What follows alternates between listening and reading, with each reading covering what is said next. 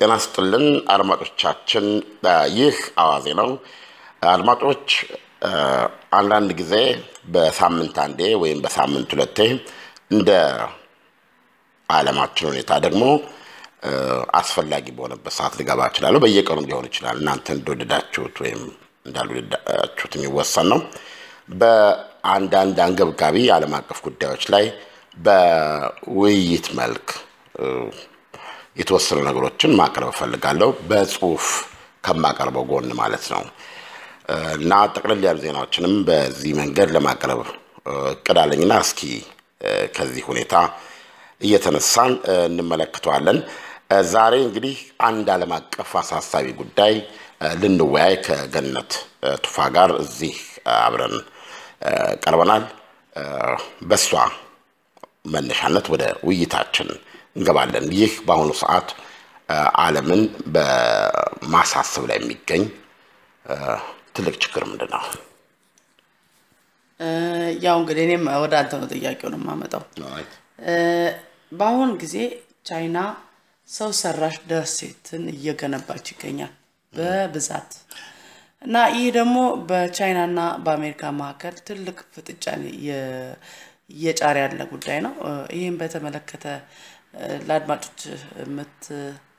ገልጸው ነገር እንዳለ ይሄ በጣም ኢንተረስቲንግ ጥያቄ ነው ሰው ሰራሽ ደሴቶች ናቸው እና እስካሁን ሳውዝ ቻይና ሲ በሚባለው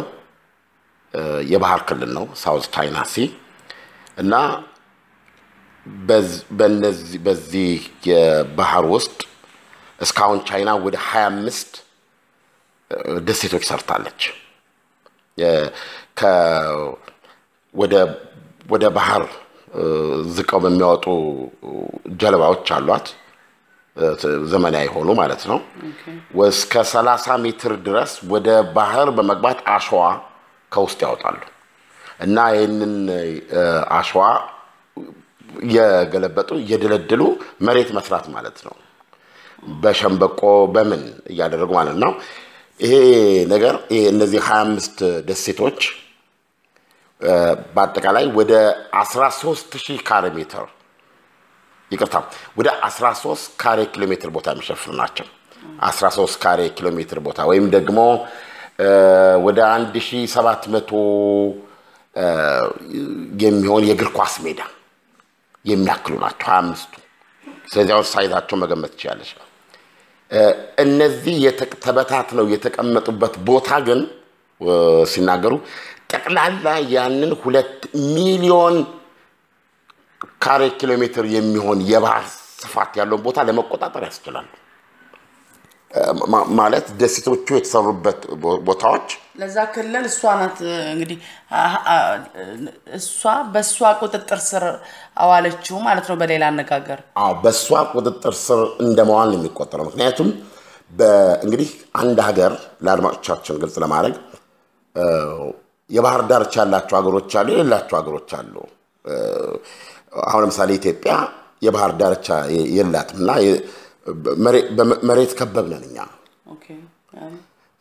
ግን ወደ አሁን ሶማሊያን በተወስጂ ኬንያን በተወስጂ እንደዚህ ኤርትራን በተወስጂ ወደ ቀይ ባህር ይወጣሉ በአንድ ሳይዳቸው ቀይ ባህር ነው እዚህ እስራኤል በእነዚህ ሜዲትራኒያን ነው እና አሁን ለምሳሌ እዚህ እስራኤል ካሷ የመሬት ድንበር እስከ 20 ኪሎ ሜትር ባህር ውስጥ ያለው ክልል የሷ ክልል ነው ተረርተሽኛል ከመሬት ድንበር ጫፍ ወደ ባህር ውስጥ 20 ኪሎ ሜትር ገብቶ የውሃ ክልሏ ነው የሚባለው ስለዚህ እነዛ ማንኛውም እንደዚህ የውሃ ጋር ተካላይ የሆነ ሀገር እስከ 20 ኪሎ ሜትር ያለው እንደሱ የውሃ ግዛት ስለሚቆጠር በዛ ማለፋችን ያለሱ ፍቃድ ያለሱ ስምምነት ማንኛውም ዓለም አቀፍ ትልልፍ ያንን ክልል አይነካበትም የሱ ግዛት ነው የውሃ ክልሉ ግዛት ነው ባህር ኃይሉም የውሃ ክልሉን ድንበር ያስጠብቃል ስለዚህ ቻይና አሁን እየሰራች ያለችው በራሷ ክልል ውስጥ ብቻ ነው ማለት ነው ወይስ ያ አሁን አወዛጋቢው ነገር ሁለት ደሴቶች አሉ በቻይና ሳውዝ ቻይና ሲ የሚባለው ጋር ሁለት ደሴቶች አሉ እነዛ ሁለት ደሴቶችን ቻይና የኔ ነው የምትለው ለምሳሌ አንዱ ደሴት ፓርስሌ ይባላል እንደዚሁም አንደኛው እነዚህ ሁለት ደሴቶች በዙሪያዋ ደግሞ ስፓርትሌ የሚባል ፓርስሌ እና ስፓርትሌ የሚባሉት የደሴቶቹ አሁን የሚገርምሽ ለምሳሌ ስፓርትሌ የሚባለው ደሴት ከቻይና 1300 ኪሎ ሜትር ርቆ ነው የሚገኘው ከቻይና የመሬት ክልል አሁን ቻይና ግን የኔ ነው የምትለው እሱን የራሷ የምታቀርበው ታሪክ አላት እንግዲህ ከምንድነው የሚባለው ታሪክ ነው አሁን በታሪክ ለመደገፍ ሳይሆን ያው ኬዞች ታነሻለሽ ነገር ግን በሄንን ደሴት የኔ ነው የሚሉ ሌሎች ሀገሮች አሉ ለምሳሌ እነ ቪየትናም ለነሱ ይቀርባል ደሴቱ እነ ታይዋን እነ ብሩኔይ ቻይና 1300 ኪሎ ሜትር ነው የምትርቀው አሁን ምንድነው ያደረገችው ቻይና እነዚህ 5 ከተበታት አርቲፊሻል ደሴቶቿ መካከል የተወሰኑት በዚህ ደሴት አቅራቢያ የተሰሩ ናቸው እነዚህ ትንንሽ ሀገሮች ማለት አሁን ታይዋን ብዙ ጊዜ ውዝግብ አለባት ከቻይና ጋር ስለዚህ ያንን ራሷ ጠቅልላ ለመያዝ ያላት የራሷ እንትን አይመስልም አንደኛ ታይዋንን ግዛቴ ነው የምትለው ይዋሊደር እንጂ በዚህ ሁኔታ ነው ያለው አሜሪካም ታይዋንን የቻይና ግዛት የቻይና አካል መሆኑ ተቀበለላታለች ነገር ግን እንዴት አድርገሽ ታቀርበው ትችላለሽ መሰለሽ የአሜሪካ ፖሊሲ ታይዋንን በተመለከተ የቻይና የተፈጥሮ አካል ነሽ አይደለሽም አይልም ነገር ግን ሁለቱ አገሮች የሚመሩበት ሪዮታን በጣም የተለያየ ነው ታይዋን አሜሪካ ማለት ነው አስተዳደሯ እና አሁን አሜሪካ መዋሃድ ካለባቸው አንድ ሀገር ናችሁ እስከተባለ ማለት ነው መዋሃድ ካለባቸው ቻይና ወደ ታይዋን ነው ማለት የታይዋንን ሊበራል ካፒታሊዝም ተቀበል አባባሌ ገብተሻል ወይ ታይዋንን ወደ ቻይና ማስገባት ወደ ኮሚኒስት ቻይና ማስገባት አቺም ነው ቃል በቃል አይሉትም እንጂ አንድነው ከሆነ የግዛት አንድነቱ አንድ ሊሆን ይችላል አንድ ስርዓት ግን የቻይና ኮሚኒዝም አይቀጥልም ነው ስለዚህ በመሳሪያም በምንም በጣም የታጠቀች ሀገር ነች ታይዋን ሁለተኛ የአሜሪካን ድጋፍ አላት ጦርነት ቻይና ታይዋን ላይ ብትከፍት ከአሜሪካ ጋር ነው የምትከፍተው ኦኬ ስለዚህ ይሄ ነገር ስላለ ቻይና በይደር ያዘችው ነገር ነው ገብቶሻል እንደገና እነ ቪየትናም በተለይ ቪየትናም የራሷን ከግዛቷ ከመሬት ክልሏ ወጣ ብላ ባህር ውስጥ ገብታ ለደሴቶቹ አቅራቢያ በሆኑ የጥበቃ ቦታዎች ሰርታለች እንደዚህ የተራቀቀ ደሴትም ባይሆን የተደለደለ መሬት ላይ እነሱም አሉ ሁሉም ነታይለ ሁሉም 2 3 8 የሰሩ አሉ ፊሊፒንስ ለምሳሌ 8 ሰርታለች የቻይና ግን በጣም የረቀቀ ነው ደሴት ነው ስፋት አላቸው የአሜሪካ በአለፉት 18 ወራት ነው ዓለም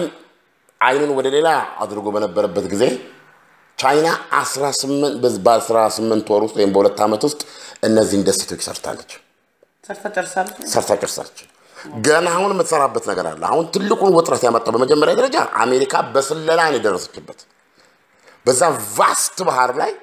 በቀላሉ ፈልገሽ የምታገኘው አይደለም በስለላ ሳተላይት እንትን ነው ያገኘችው